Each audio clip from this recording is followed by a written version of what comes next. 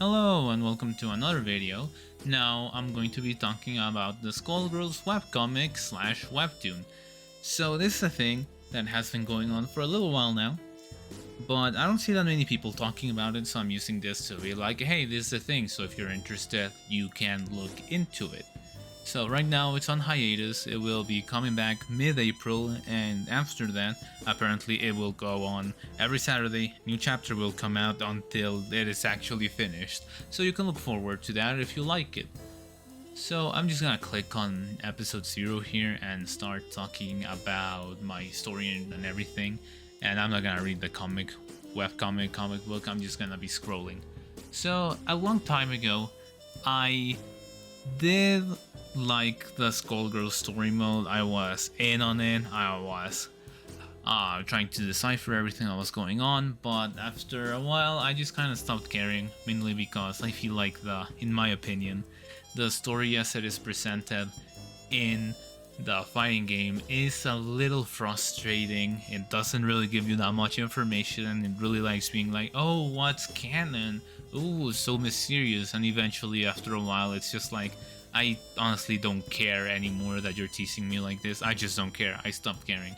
And I also stopped caring after someone told me that the story mode in the mobile game was actually canon. And I was like, I don't like that. So art style wise, so let's talk about the webcomic. So let's say, first impressions will always be the art style, right? And how it's reading. So I really like the art style and how stylish it is. It knows it's a webcomic. As you can see, there are some lines here, if you can see them, because that's where your phone limit would be. Meaning that they know that most likely it's going to be read on phones. And they do that to their most advantage. As you can see, the panels, I'm gonna call them, are separated by white space. Sometimes they don't cover everything. Like here it's giving the illusion that she's running towards you because the background doesn't cover her entirely, she's moving away from it. There are ones where you just keep scrolling to start taking everything in.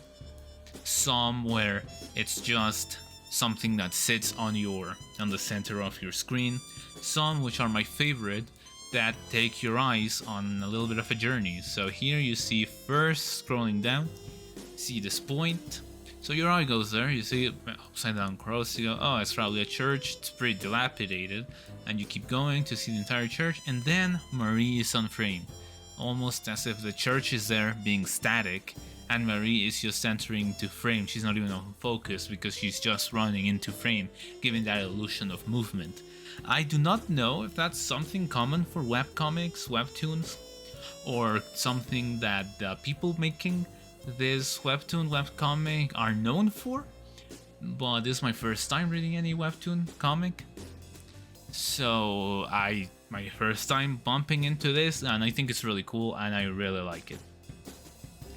Something I like about the story, in how the story is presented in the webcomic, is that it feels like it's consolidating the story of the game.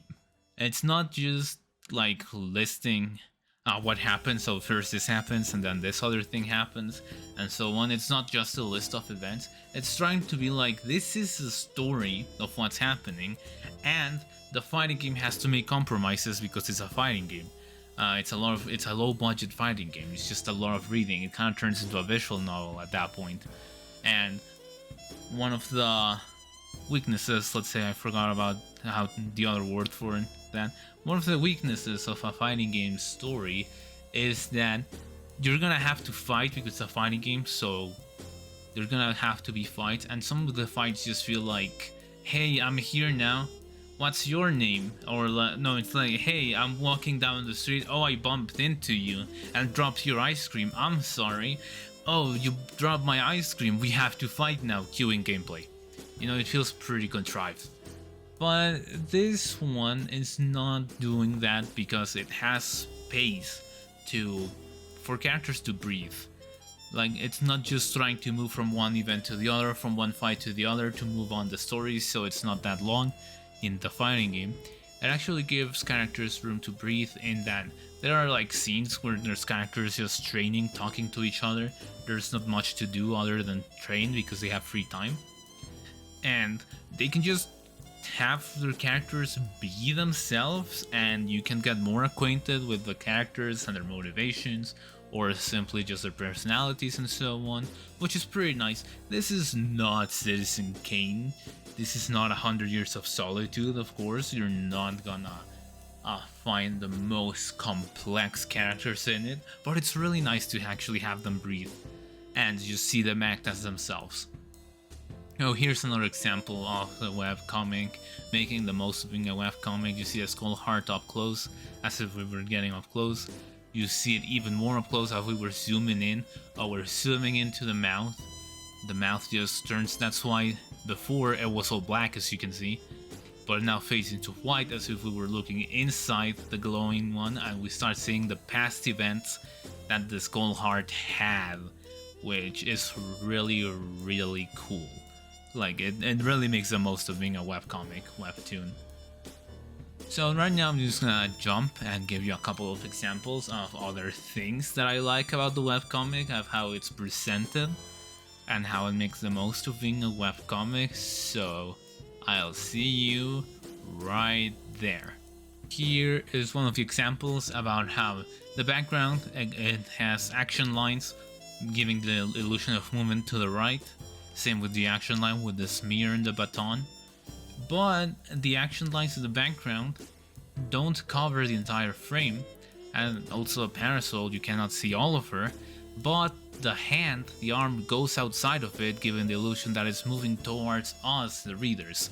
Which, you know, it's just really cool. And then the next one, where you can see that there are some moves that are actually used from the game, where this is back heavy kick, her overhead, and as you can see, you can scroll and action line, the smear, you can follow it, boom, stomp, like if she as if you actually saw the movement, which I really like a lot. It's really nice. So I do recommend people reading this if you have a very just passing interest in Skullgirls and its story and its characters. It's a very light read. You will finish it in one day and then you'll have to wait until mid-April and everything, but I do recommend it. It's pretty nice. I'm scrolling down to another one of my favorite movements without action line. This is not an action movement, but it's really cool. You can see Peacock's skirt. Your eye goes here first, and then you see her leg, and you go, oh, that's her leg. You start following her leg, and until she steps. That's why the background is only here on the foot, I think. Maybe I'm just talking out of my butt, but it's to give you the illusion that she's actually just stepping out, because having the floor just be here and you following it like this, it feels to me like she actually just stepped, and when I reached this part with my eyes, it's exactly just right when she stepped on the floor, which is really cool. So I'm gonna also talk about the people a little bit, the people making this. I don't just wanna give you a recommendation for this. I also looked a little bit into what the people making this did before making this. So let's go into that. So this is a writer. If you want to give a follow or check their stuff, this is a writer. This is a person that has worked on other webcomics and has a lot of experience in them. Actually, right now they're making another webcomic alongside Skullgirls, which is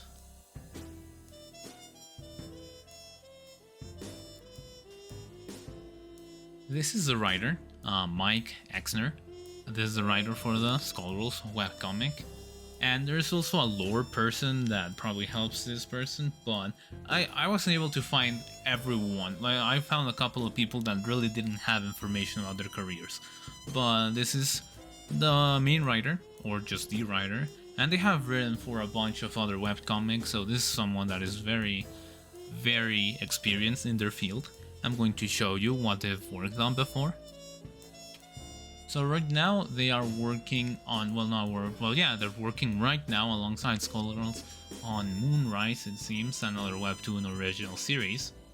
So you can go check. If you like Skullgirls, you might want to check this one out because same writer, you know, they worked on this. And here is a bunch of other things they've worked on Adamant, on Good Samaritan. They worked on Lesser Evils.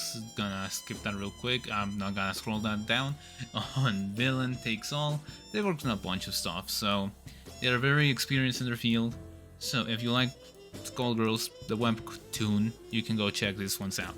Then there is Artist Black, who does inks and render, mainly a freelancer artist who did work officially for Skullgirls. I don't know if they still work there. I can't really find information about what they're working on professionally right now, but they're mostly freelancers, so you can go check them out. They have commissions, keychains, and a bunch of other stuff that you can see on their cards, Tumblr, and everything. So again, if you like the art and the Skullgirls thing, you can just go and check this out. You can see the type of art they like doing, and if you like it, go check them out. Next one was Susie Blake, who is the storyboard and coloring assistant for the Skullgirls webcomic. You can see right now some of the other stuff she did. This is her Twitter. She's done work for Rick and Morty and Agretsuko, which I'll show you right now.